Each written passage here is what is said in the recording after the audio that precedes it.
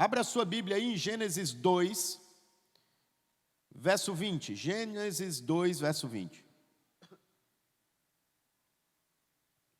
Enquanto você abre, eu não posso deixar de honrar a nossa juventude, aos nossos líderes. Ontem, essa igreja aqui, irmão, não tinha lugar nem para o pastor passar. Eu precisei pedir passagem, as pessoas precisaram se afastar. Mais de 1.200 jovens estavam adorando ao Senhor atrás da cultura, da artes, peças, teatros, danças, todas elas apontando para Jesus. Então, eu quero honrar a vida dos nossos líderes. Nós somos abençoados com nossos líderes de jovem, Davi, Diego, o Erivelto e as suas respectivas digníssimas. Você pode aplaudir mais forte os nossos jovens, glória a Deus. Incrível, incrível, incrível. Amados, hoje o tema da mensagem é governe-se. Olhe para quem está do seu lado e diga, governe-se. Deus criou você para governar. Foi assim que Deus concebeu o homem e a mulher, Ele concebeu para governo, e é nesse texto que nós já identificamos isso. Gênesis 2:20 diz o seguinte: assim o homem deu nome a todos os rebanhos domésticos, às aves dos céus e a todos os animais selvagens. Todavia, não se encontrou para o homem alguém que o auxiliasse e lhe correspondesse.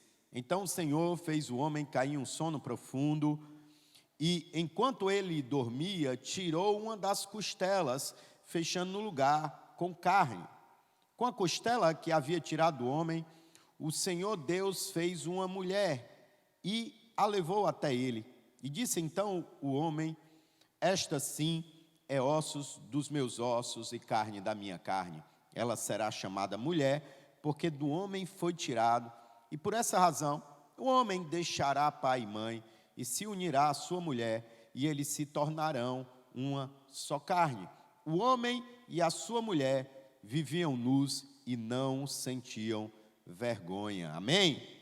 Até aí, feche seus olhos, curve sua cabeça. Pai, nós escolhemos estar aqui essa noite, porque é o melhor lugar para a nossa vida e para a nossa casa. E para isso, nos dá o alimento necessário para o nosso crescimento espiritual. Fala conosco através da Tua palavra, restaura em nós, Pai, esse princípio que o Senhor nos entregou, que nós nascemos para governar. Fala conosco, que o Teu Espírito Santo flua em liberdade no nosso meio e através dessa palavra, em nome de Jesus. Amém? Diga, eu nasci para governar. Todos nós temos esse princípio e carregamos esse princípio. Quando Deus cria Adão, Ele vê que é tudo muito bom. E Adão, com Eva, começa a dar nomes nos animais e nas coisas. E esse é um princípio que você precisa adquirir para a sua vida. Porque se você é uma pessoa de governo, as suas palavras estão te governando. Agora, se as suas palavras são negativas, se as suas palavras desconstroem, significa que você está debaixo de um desgoverno. Por isso, cuide justamente das suas palavras, da sua mente, da sua visão, porque quando você tem uma mente alinhada à mente de Deus, de Jesus, quando você tem uma visão alinhada à visão de Deus, a sua boca vai fluir um governo dos céus na terra, amém? Por isso, nós precisamos dar nomes. E eu te pergunto, que nomes você tem dado para a sua vida? Que nomes você tem dado para o seu esposo, para a sua esposa? Que nomes você tem dado para a sua profissão? Que nome você tem dado para a sua vida espiritual? Que nome você tem dado para o seu futuro? O nome que você estiver colocando é o nome que vai se estabelecer. Mas hoje você vai aprender a dar o nome que o Senhor quer liberar dos céus, porque Ele vai restaurar o governo sobre a sua vida no nome de Jesus. Amém? Então Deus cria o homem para governar sobre todas as coisas. Aí depois coloca o homem para dormir. E cria a mulher para governar sobre o homem. Não é assim que Deus faz? Por isso que nós, maridos, somos mandados pelas esposas. Mas não é nada disso. Essa questão de governo da mulher sobre a sociedade é mais uma ideologia deturpada, que é conhecida como feminismo. Assim como o machismo é uma forma deturpada de um governo de homens sobre a mulher, ou feminismo da mulher sobre o homem. Na realidade, quando Deus cria a mulher, Ele cria para andar junto, Ele cria para ser uma auxiliadora, uma cooperadora. Por isso que uma família que cresce, ela cresce ajustada, onde o homem valoriza a esposa, onde a mulher valoriza o marido, e os dois, sendo colaboradores um do outro, vão construir uma família excelente, que aponta para a glória de Deus, amém? Então, mas eu dou um conselho aos homens: obedeçam às esposas, que elas normalmente são muito sábias, amém? Nós somos iguais no poder de governar, mas nós também temos que enxergar características distintas.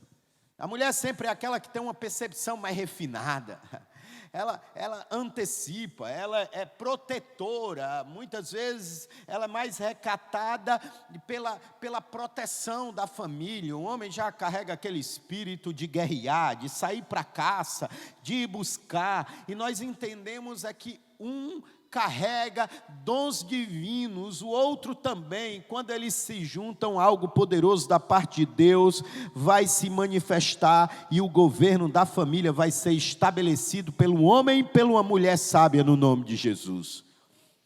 O governo que Deus nos entrega a gente precisa ser manifesto não só com palavras, mas com ações. Nós precisamos cuidar das nossas palavras, mas também nós precisamos cuidar dos ambientes que Deus já nos entregou. Deus pega e prepara um ambiente perfeito. Ele, além de preparar e criar toda a terra, colocar árvores frutíferas, mas Deus dá um ambiente de intimidade além. Ele dá um jardim ali no centro para o homem, e o homem foi chamado para quê? Além de dar nomes, foi para cultivar o que Deus deu. Sabe, pessoas que se governam, o primeiro passo e o primeiro olhar é cuidar do que Deus já entregou. Muitas vezes nós somos tomados por esse espírito de conquista, de avanço, de velocidade, e nós esquecemos o que Deus nos deu. Às vezes nós somos ferozes em negociações, e expandir negócio, e querer prosperar financeiramente, mas nós não estamos cuidando da nossa casa.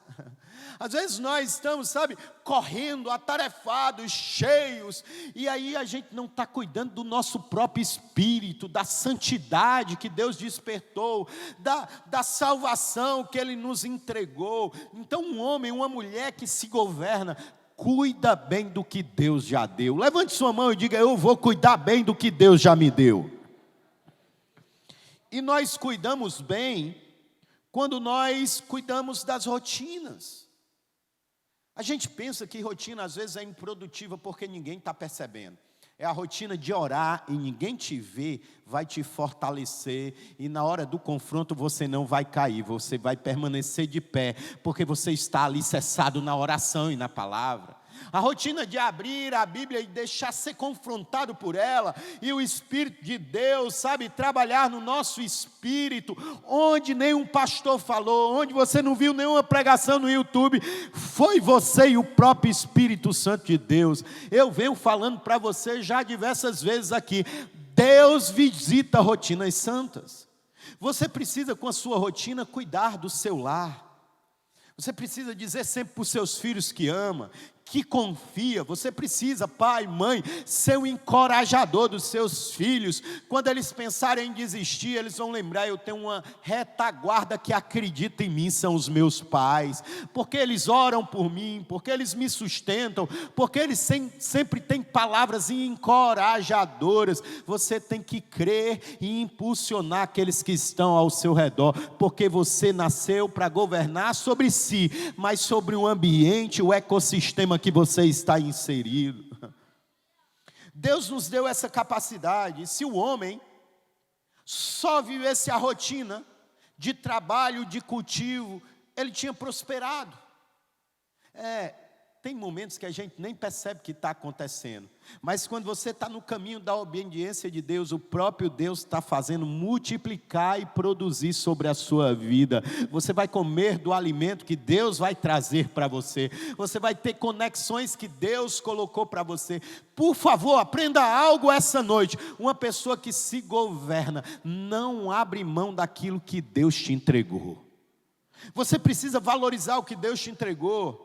Deus tinha entregado a Adão, Eva, Deus tinha entregado a essa família filhos, Deus tinha entregado a ele o governo de todas as coisas, Deus tinha entregue a eles a intimidade, o acesso, Deus tinha dado uma colheita contínua que ia acontecer naturalmente, bastava eles estarem firmados. E cuidar desses ambientes, e cuidar do que Deus nos deu, é ter uma visão de esperança. É uma visão de promessa de Deus. Por que nós temos que cuidar do que nós falamos? Porque o que nós falamos cria ambientes. E quem está nessa igreja entende que nós somos chamados para ser profetas da esperança, amém? O que sai da sua boca, Deus quer fazer. Deus nos dá essa capacidade de governar, e por isso nós temos que ter domínio sobre todas as coisas, e o primeiro domínio que nós temos que ter é sobre si. O pecado, na realidade, é a artimanha que o diabo usa para usurpar do governo que Deus deu na sua vida. Normalmente nós somos assustados pelas palavras de pecado: adultério, prostituição, pornografia, roubo, assassinato, mas isso é só efeito colateral, ou é o meio que o inimigo vai usar para roubar o que ele quer roubar de você. Ele quer roubar o governo que Deus entregou na sua vida. E o pecado é esse lugar. E foi assim que aconteceu lá no Éden. Uma voz sedutora chega para uma mulher, né? A alegoria de uma cobra, de uma serpente. Não, eu não vou perder amizades pela piada, eu vou me segurar. Quem fala mal diz que era a sogra que estava falando ali para Eva, mas é mentira, é brincadeira. Sogras, me perdoem, a minha sogra. Mas meu espírito piadista, Senhor, me converte em nome de Jesus. Mas, entenda, o que quer roubar o governo que Deus te entregou são seduções. Você tem que tapar os seus ouvidos para as seduções da vida. Porque sempre vai ser, sabe, uma música bonita, uma beleza, sabe, como diz o Matuto, um leriés bem bonito que vai vir ao nosso ouvido, vai dar voz à nossa carne, vai dar voz a algum desejo, mas quem governa-se não cai em seduções nem armadilha. Meu desafio para você é você enxergar que as armadilhas estão montadas para você cair. Ou quem sabe, você caiu e está numa vida de desgoverno, porque você abriu mão de se governar, e agora você é escravo e governado pelo pecado que você cedeu, e que você está vivendo hoje. Quer ter um governo perfeito na sua vida? Você precisa andar debaixo da direção e do favor de Deus. Esse texto que eu li nos ensina vários ensinamentos. O primeiro é que o inimigo vai sempre liberar um espírito de sedução. O espírito que diz que você pode mais, que você pode conquistar mais. O espírito que você pode mais do que Deus, que você sabe qual o melhor caminho para a sua vida do que a palavra de Deus. Quando você toma decisões por si, pelas suas experiências, pela sua capacitação, e você abre mão da palavra de Deus, dos princípios e da vontade do plano do Pai para a sua vida. Foi desse jeito que Adão e Eva perderam o governo de Deus na sua vida. É assim que o diabo vai continuar agindo e que ele vai querer agir na sua vida. A maldição, Deus nos criou para a bênção. Você pode dizer isso? Deus me criou para a bênção. Estar na bênção ou na maldição é uma escolha nossa. A escolha de Deus é que você seja abençoado, a escolha de Deus é que você seja próspero, a escolha de Deus é que você seja alegre. Tudo que Deus deseja para nós é muito bom, amém? Agora nós temos que decidir o que nós desejamos para nós. Nunca negocie prazeres passageiros pela promessa duradoura de Deus para a sua vida. Tudo que você encontra em Deus é muito melhor, é superior, e vai ser sempre essa oferta sedutora, tentando negociar com aquilo que Deus deu para a nossa vida. A bênção do Senhor vai invadir a sua casa e as suas gerações, no nome de Jesus, amém? Agora eu preciso entender que uma maldição lançada sobre a minha vida, ela precisa ter uma causa para ligar. Maldição sem causa não prospera. E às vezes nós entregamos esse governo que Deus nos deu ao inimigo. Pecar é você dar a procuração para o inimigo tomar decisões por você. Pecar é essa transferência de governo do que Deus te deu, mas hoje você vai revogar tudo aquilo que você entregou ao inimigo no nome de Jesus, amém?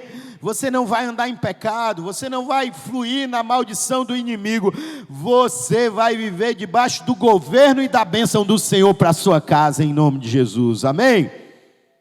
Existe um padrão de governo dos céus, e esse padrão deve ser manifesto na nossa vida. Olha, há dois reinos, o império das trevas e o reino do Filho amado. Eu não sei se você, quando você viaja por aí, você que já teve oportunidade ou de viajar para outros estados ou outros países, você vê que há costumes e comportamentos diferentes. Você vê uma culinária diferente. Você vê um falar diferente, até uma didática diferente. Irmão, quem vem morar no Ceará, o pessoal fica doido, porque a gente diz uma coisa e ela quer dizer outra, não é não? A gente abrevia as palavras, a gente tem uma culinária específica que as pessoas precisam ter estômago para comer o que a gente come. Ela precisa estar bem enraizada na cultura, irmão. Se for uma pessoa frágil de estômago, vai sofrer no nosso meio, não vai não? Imagine, irmão, um irlandês comer aquela panelada, irmão. Aquela panelada, a gente sabe quando a panelada é boa, quando o ranço fica preso no céu da boca, e tu fica querendo tirar com a língua, já sabe o que eu estou falando, né? Ela prende, né? A gordura fica presa no céu da boca, misericórdia, irmão. Se fica presa no céu da boca, imagine na sua artéria, como é que isso não fica colado, hein? O que eu quero dizer com essa cultura é que nós que pertencemos ao reino dos céus, nós temos uma linguagem, nós temos uma visão, nós temos um comportamento, nós temos a cultura do céu e da terra, irmão. Só quem pode manifestar o que Deus quer fazer na terra é quem pertence ao reino de Deus. Não dá para pertencer ao reino de Deus tendo o comportamento do império das trevas. A Bíblia fala claramente que a luz dissipa a treva. E a luz é o nosso comportamento, a nossa conduta. Hoje, eu sei, irmão, que hoje é domingo. Hoje o seu pastor ama dar palavra evangelística, mas Deus me direcionou a formar discípulos nesse lugar. Não adianta, sabe, a gente ter palavras efusivas, o nosso espírito pular de alegria, amém, isso é muito bom, se a gente não tiver o caráter transformado. Não adianta você dizer que é cristão e viver uma vida religiosa e comportamentos ocultos e obscuros ainda habitarem na sua vida. Hoje Deus está te ensinando princípios para que você identifique a sua área de desgoverno, porque Deus vai te entregar o governo dessa área e você vai ser livre. Você não nasceu para viver no descontrole, você nasceu para ser regido pelo controle de Deus, amém? Não é o seu descontrole emocional que pode ditar a sua vida. Não é o seu descontrole carnal e espiritual. Deus te deu domínio em todas essas áreas. Tome de volta da mão do inimigo, tome de volta, sabe, as suas carências, os seus vazios, e preencha com a presença de Deus, amém? Adão perdeu o governo da sua vida pela desobediência.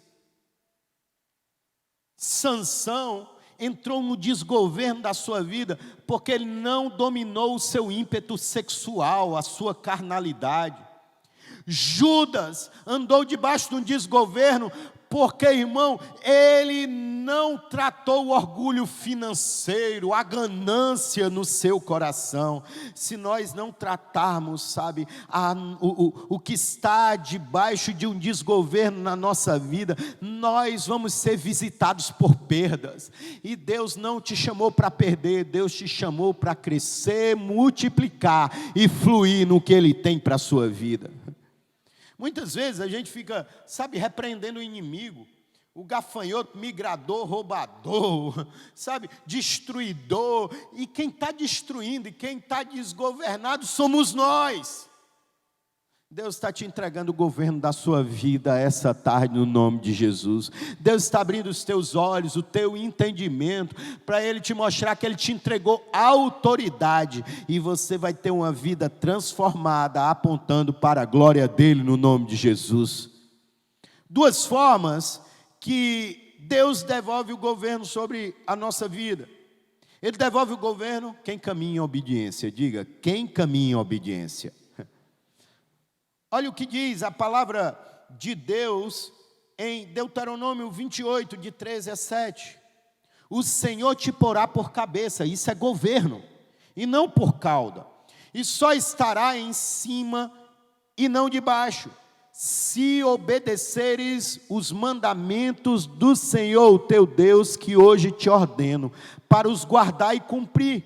E não te desviará de todas as palavras que te ordeno, nem para a direita, muito menos para a esquerda, andando após outros deuses para os servires. Será, porém, que não deres ouvidos à voz do Senhor, o teu Deus, para não cuidares de cumprir todos os seus mandamentos e os seus estatutos, que hoje te ordeno, então virão sobre ti todas essas maldições e te alcançarão. Maldito será a tua cidade, maldito será no campo, maldito será o teu cesto e a tua amassadeira.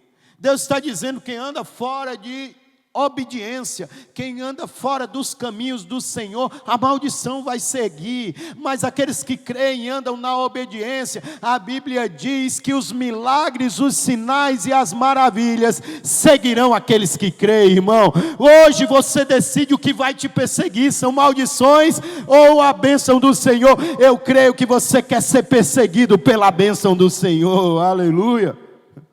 Diga, eu preciso ser obediente.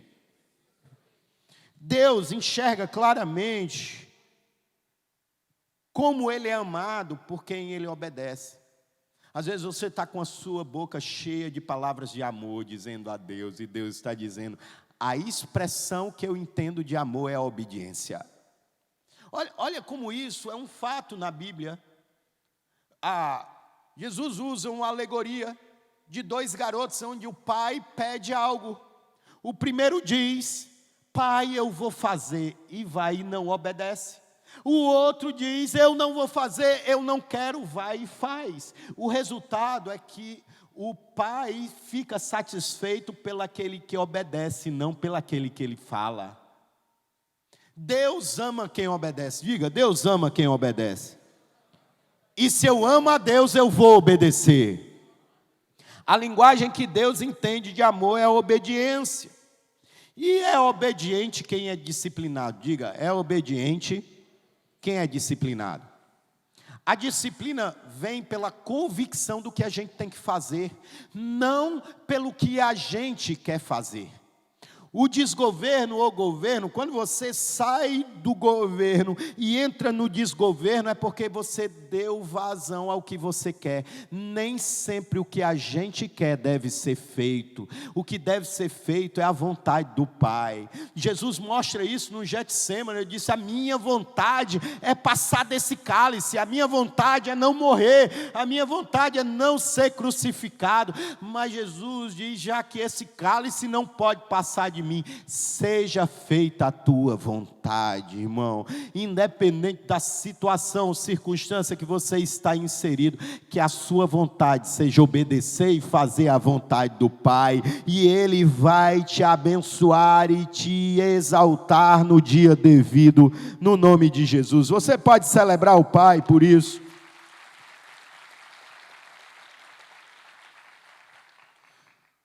A gente tem algumas direções nesse texto, onde mostra o caminho de governar-se. Esse primeiro texto que eu li, em Gênesis, eu digo que é a perfeição, é a união de um homem e uma mulher, um casamento perfeito. Ainda não havia pecado. O pecado entrou depois da desobediência de Adão e Eva. E aí o desgoverno veio sobre seus filhos. Caim mata Abel. Davi, enquanto alinhado e obediente ao Senhor, Davi estava forte no governo, e era Deus acrescentando o governo sobre ele, e Davi era convidado para governar nações, irmão. Ele começou 7 anos governando só Hebrom, depois toda Israel disse: eu quero o governo desse homem sobre a minha vida, porque Davi tinha um coração de Deus. Mas no dia que Davi deu voz à sedução do seu olhar, e viu Batseba ali, o desgoverno saiu da mão dele, ele perdeu o trono, a sua família passou por um caos, foi visitado por um desgoverno tremendo. Mas Davi se arrependeu, se humilhou diante de Deus, e Deus pôs ele sobre o governo novamente. Quem se governa, Deus enche de autoridade. Quem se governa vai viver os planos que Deus tem para a sua vida, amém? Nesse texto de Gênesis 2, a partir do verso 24, a Bíblia fala que o homem deixará pai e mãe. Olha qual é o projeto de Deus para a nossa vida. Deus nos cria, Deus nos treina e Deus nos envia para replicar quem Ele é. Só existe um ser nessa terra que foi forjado por Deus para apresentá-lo diante dos homens. Esse ser é você. É só você que pode refletir a imagem e semelhança de Deus. E Deus tem uma liderança saudável sobre nós, porque Ele vai, nos cultiva, nos cuida e depois nos envia. Toda liderança saudável precisa ser uma liderança emancipadora. Toda liderança, irmão, que te faz ser dependente dela é doentia. Eu quero abrir aqui um parêntese e eu vou dizendo logo que eu amo os católicos. Durante 21 anos eu fui católico, mas eu preciso tocar nesse ponto, porque eu quero traçar aqui paralelos. Por exemplo, a Igreja Católica, ela coloca mediadores a um acesso que é livre por Jesus. Ela diz: olha, os santos vão te levar. Para ainda, agora, no último concílio do Vaticano, colocou Maria como mediadora. Então você não pode chegar a Deus, você vai ter que passar por etapas. Lembre-se, sabe, ele coloca o Papa como pontífice, como a ponte de você a Deus. Então, para você chegar a Deus, você vai passar por várias pessoas. Não é bíblico. Assim como não é bíblico uma fé protestante ou uma fé evangélica, onde tudo que você passa tem que passar pelo pastor. O papel do pastor é te ensinar o caminho. O caminho está aberto para mim e para você. Você não pode ser dependente de oração de ninguém. Você não pode ser dependente de uma profecia de ninguém. Deus te criou para ser livre e você tem acesso de adorar a Deus, irmão.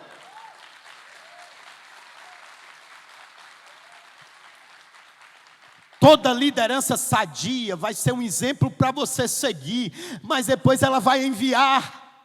Foi assim que Jesus fez, passou 3 anos cuidando dos discípulos, mas chegou a hora dele partir para o Pai, e ele diz: agora eu vos envio para o mundo, vão lá agora e façam coisas maiores do que eu fiz. Eu quero dizer, irmão, que aqui nessa igreja você está habilitado a fazer coisas maiores.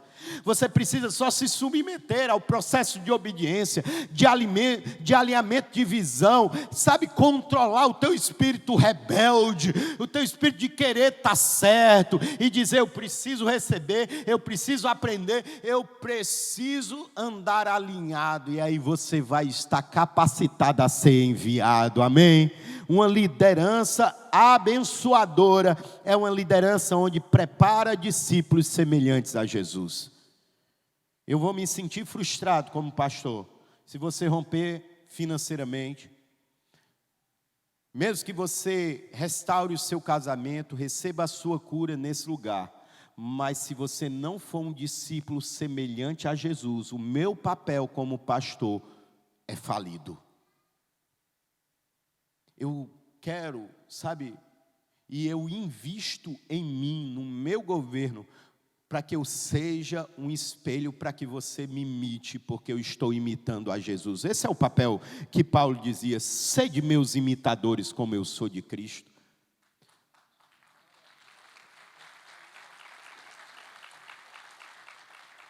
E as pessoas às vezes me perguntam: pastor, o senhor agora não pode mais pecar porque o senhor é pastor? Eu disse: não, eu não posso pecar porque eu sou filho de Deus, a imagem e a semelhança do Criador.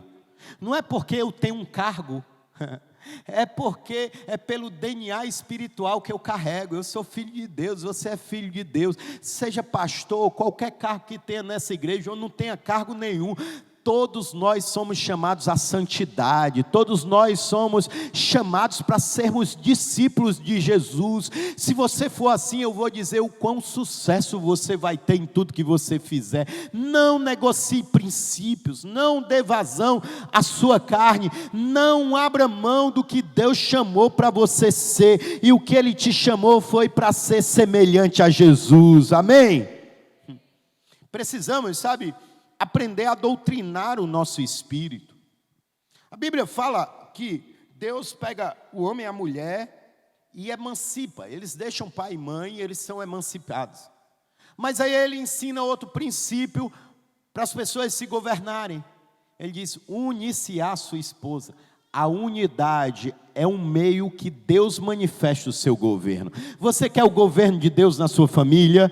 Marido e esposa precisam estar alinhados e unidos. Às vezes nós estamos juntos, mas não estamos unidos. Às vezes nós estamos no mesmo ambiente, mas nós não estamos presentes. Às vezes, sabe, a gente pensa no futuro, mas cada um pensa independente. O que Deus quer manifestar na sua família é o governo dele. E aonde tem o governo de Deus, tem unidade. Unidade não é, às vezes, ter as mesmas características, os mesmos padrões, desconfie de você estar no lugar e ter pessoas em série. Deus nos fez fora de série, amém?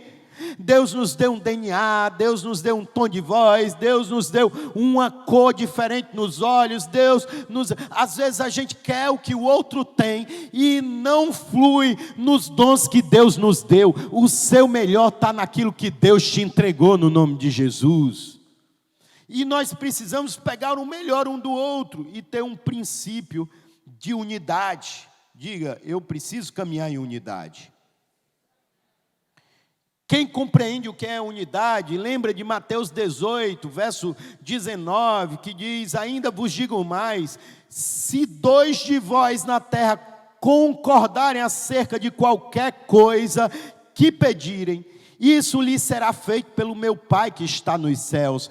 Pois onde se acham 2 ou 3 reunidos no meu nome, aí estou eu no meio deles. Imagine um marido e uma esposa que têm o mesmo alvo para os seus filhos e oram junto, estão ali na mesa juntos, estão sonhando juntos, estão investindo juntos, sabe? Deus vai manifestar o seu governo pela unidade, amém? Aqui nessa igreja nós podemos pensar diferente, mas nós temos uma unidade em ganhar pessoas para Jesus, a unidade em sermos transformados pelo Espírito Santo em discípulos de Jesus, a unidade da excelência, entregar o melhor para Deus. Formas vão ter diversas, mas nós vamos ser um povo só, que adora o único Deus e o único Senhor, amém? Diga, eu preciso manifestar o governo de Deus pela unidade.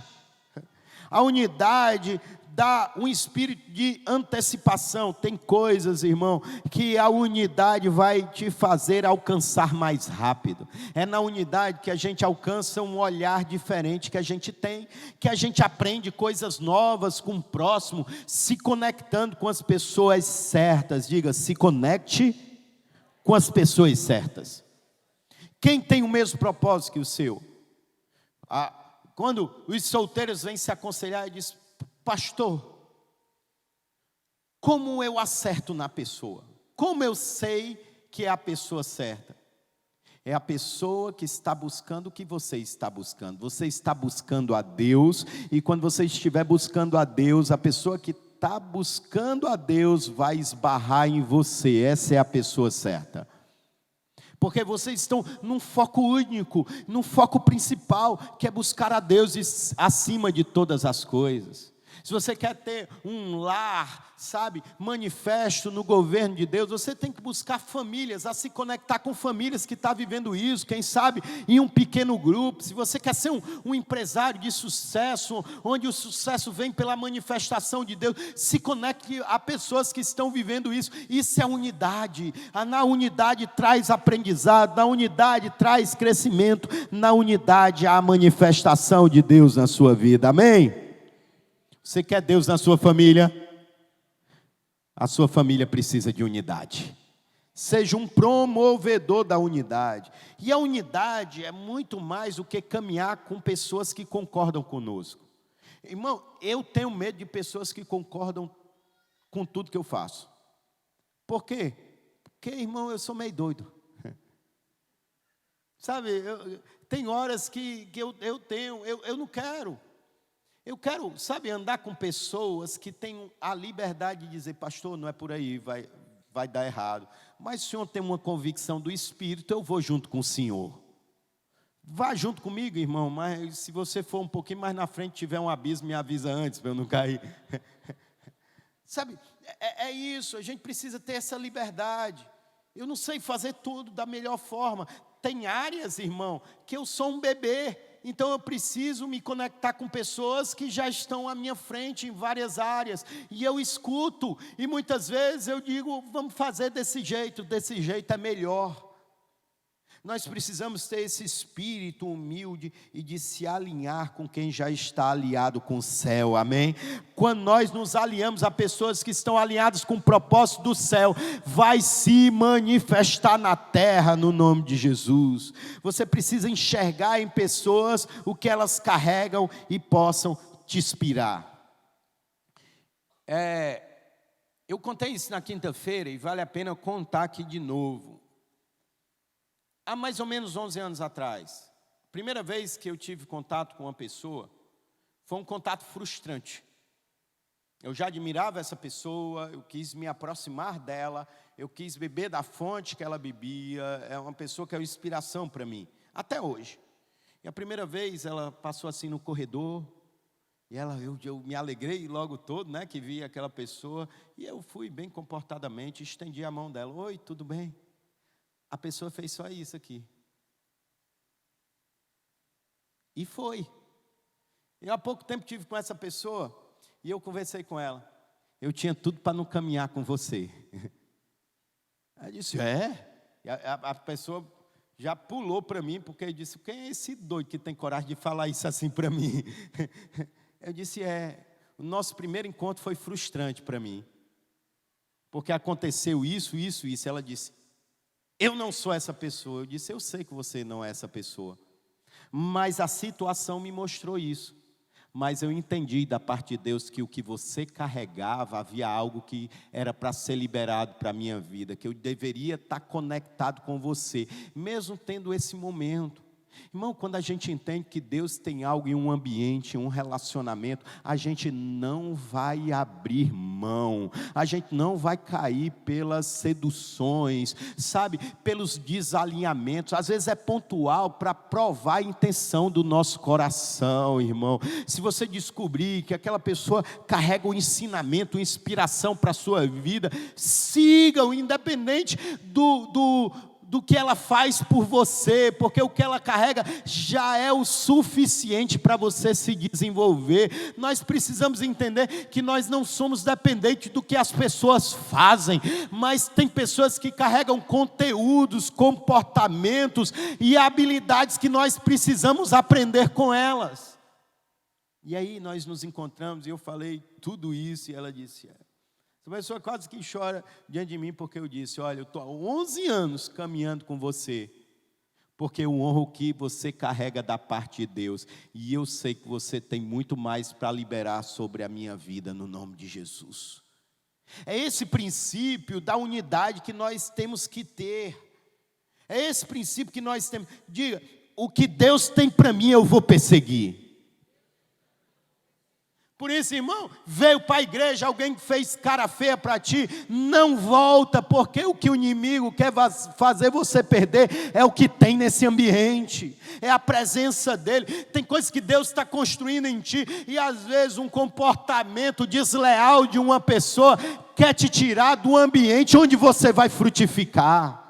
Não abra mão do que Deus tem para você, independente do que fizerem para você, porque o que Deus tem para você é grandioso, no nome de Jesus, amém? Você pode celebrar o Senhor.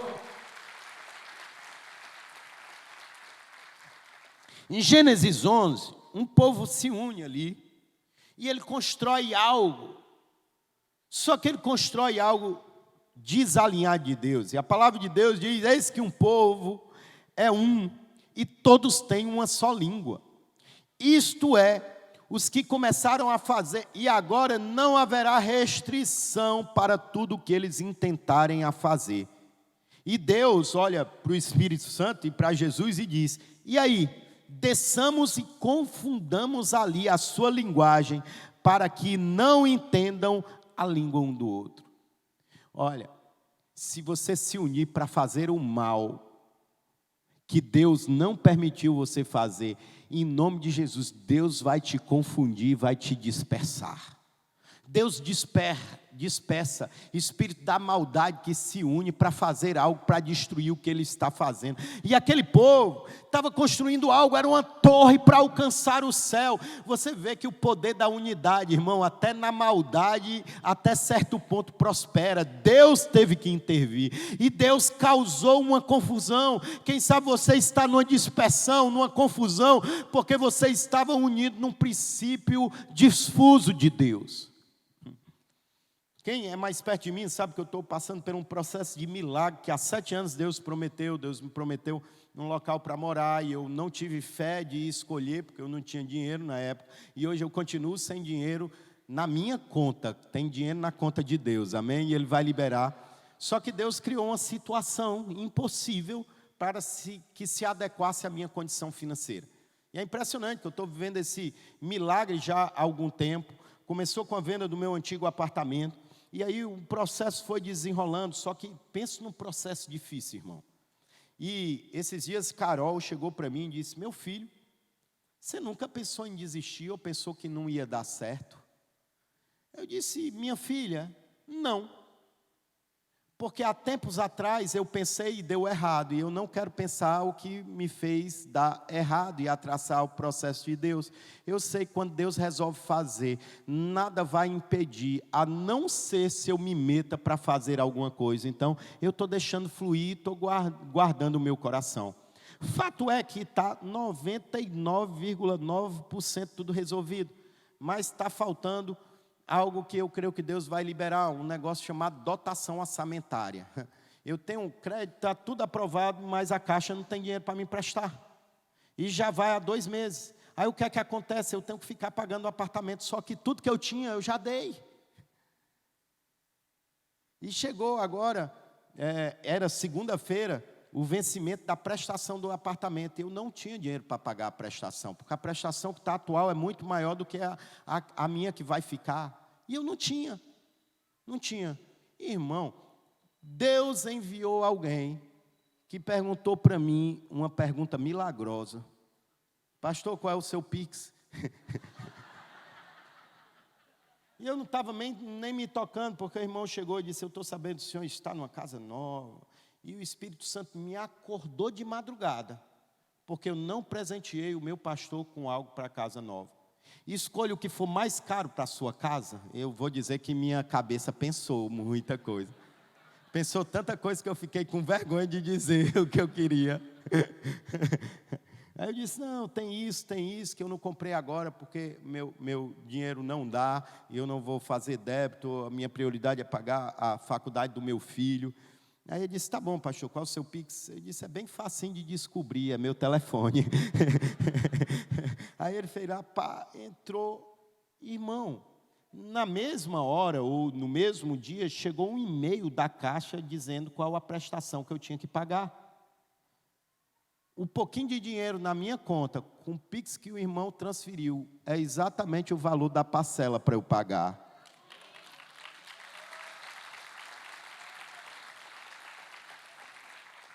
Aonde eu quero te dizer isso, meu papel é não desviar nem para a direita nem para a esquerda daquilo que Deus prometeu. Não adianta eu ficar ansioso, preocupado se vai dar certo, se não vai dar certo. Se Deus prometeu, vai dar certo. O que eu preciso é manter em santidade, o que eu preciso é manter, sabe, o ministério que Deus me deu. O que me precisa é trabalhar na minha integridade, crescendo como filho de Deus, que as promessas de Deus vão se cumprir. Porque quando Deus promete, os recursos já foram enviados, amém? A palavra de Deus fala de outro princípio poderoso. Ele diz que o homem e a mulher viviam nus. Diga, nus. A nudez aqui, o princípio real é a verdade. Você quer se governar ou governar-se? Você quer isso? Você quer o governo que Deus te entregou a você? Existe um pilar que não pode deixar de estar estabelecido na sua vida. É você caminhar na verdade, na transparência. Nós precisamos ser pessoas que não temos nada para ser acusado. Sabe, nós já temos um acusador muito bom e exemplar. O nome dele se chama Satanás. Satanás é o promotor de acusação da nossa vida. E é assim que a palavra de Deus fala lá no livro de Jó, em que Satanás vinha de rodear a terra e se apresentava diante de Deus e acusar Jó de várias coisas. Você pensa que na sua vida é diferente? É igualzinho. Só que, se você olhar o que está de desgoverno na sua vida, é justamente o material que está sendo colocado no processo que Satanás vai usar para te acusar. Mas eu quero vir com uma boa notícia. A palavra de Deus diz que o Verbo se fez carne e Ele habitou no meio de nós. Ele era a palavra verdadeira que se encarnou. Existe uma verdade que te libertou para acessar a graça e está em Cristo Jesus. Nós não recebemos mais a salvação, nós não somos salvos, ou nós não acessamos a graça pelo que nós fazemos, mas nós somos transformados porque a graça nos alcançou. Quem entende da graça tem uma vida transformada. Quem entende da graça tem um comportamento mudado. Quem entende da graça tem uma língua, uma fala transformada, um pensamento mudado. A graça tem que nos mudar. A graça é irresistível, irmão. É um favor que nós não merecemos, mas é uma autorização para que o governo volte para a mão do homem. Nenhuma acusação há mais para aqueles que estão em Cristo Jesus. O apóstolo Paulo, em Romanos 8, lá no final do seu capítulo, ele diz que nenhuma criatura pode nos separar do amor de Deus. Nenhum limite, nem altura, nem profundidade, nenhum ser desse mundo ou do outro mundo vai poder te separar do amor de Deus, porque a graça te abraçou.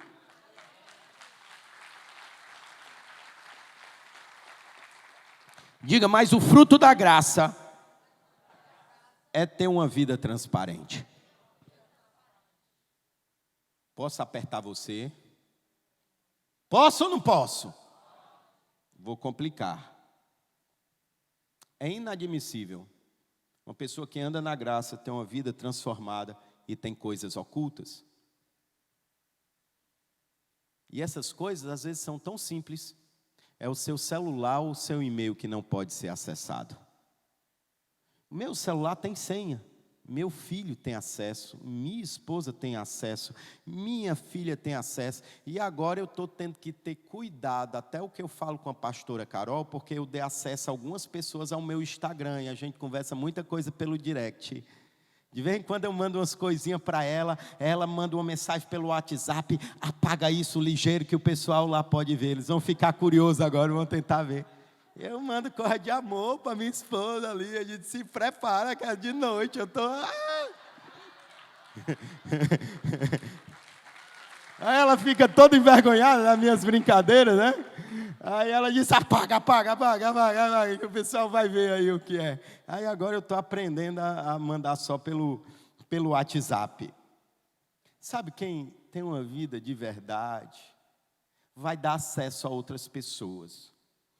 Essa semana, Deus me deu um tempo de qualidade com meu filho, a gente esteve junto, e ele me fez algumas perguntas desafiadoras.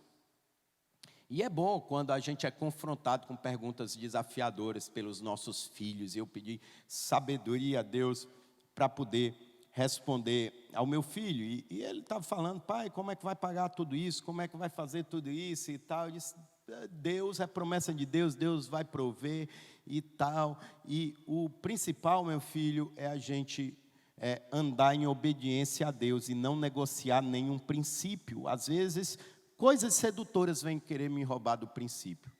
Você sabe aí que a gente está tentando aí quitar o nosso apartamento? Eu profetizo sobre a minha vida, eu não tenho, mas até o final do ano meu apartamento vai estar quitado no nome de Jesus.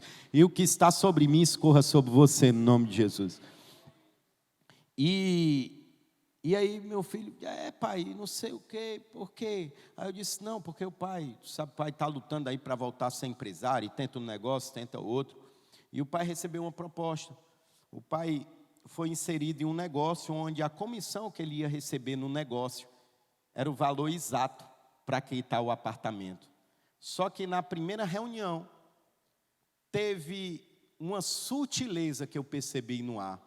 Ia ter propina no negócio. E eu simplesmente pedi com licença, saí do ambiente e disse que não ia participar daquilo. Mesmo que o valor que eu recebesse desse para quitar o meu apartamento. Eu prefiro pagar os 25 anos do meu apartamento do que negociar um princípio que Deus está construindo na minha vida.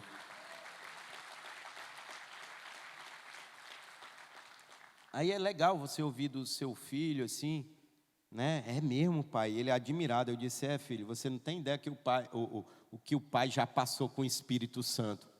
Para hoje, você não poder me acusar. Para hoje, sua mãe não me acusar. Para hoje, ninguém me acusar. O pai já trabalhou em vários negócios e já fez vários negócios onde a propina e o suborno faziam parte da minha vida. E um dia, orando no secreto, no Espírito Santo, Deus me lembrou todas as pessoas que eu enrolei, que eu dei propina ou que eu subornei. E o Espírito Santo me fez ligar para cada uma delas. O pai já ligou para donos de empresas que ele trabalhou e já devolveu 15 mil reais e já devolveu 6 mil reais, porque ele tinha roubado dessas pessoas. Eu não me envergonho de dizer isso para o meu filho, porque eu escutei algo que todo pai quer escutar. Ele disse, pai, ouvindo essas coisas do Senhor, eu tenho orgulho de ser seu filho. Sabe? E eu disse, filho, sabe por que o pai fez isso? Porque o Espírito Santo habita em mim, e eu resolvi dar o governo da minha vida a ele. O que ele mandar eu fazer, custe o que custar, eu vou fazer. Eu vou sempre andar no princípio da verdade. Eu quero, sabe, me apresentar diante de Deus nu, irmão. O inimigo vai ter um processo, amém, mas todas as acusações dele para mim e para a sua vida vão caducar, não vão ter mais validade, amém? Glória a Deus. Nós precisamos, sabe, andar no princípio da verdade. Tem pessoas que não entram em certos lugares, porque tem medo de ser acusadas, tem medo de ser cobrada, tem medo, sabe, de ter uma confusão. Irmão, até as pessoas que eu não gosto ou que não gostam de mim, eu tenho condições de estar nos mesmos ambientes, porque passou só a ser uma coisa sentimental, não há mais o que acusar. Diga, irmão, eu vou ter uma vida debaixo da verdade no nome de Jesus, amém? Por isso, procure se acertar. É esse princípio, a verdade vem pelo arrependimento. Davi trouxe o desgoverno pelo erro, pelo pecado. Mas o governo de Deus foi restabelecido na vida dele, no momento que ele olhou para Deus e disse: Senhor, somente contra ti eu pequei. Faz uma coisa, Pai, só não tira de mim o teu Santo Espírito, porque, irmão, para o governo de Deus ser devolvido à nossa vida, é só o Espírito Santo de Deus habitando em nós, amém? Você pode aplaudir ao Senhor e ficar de pé.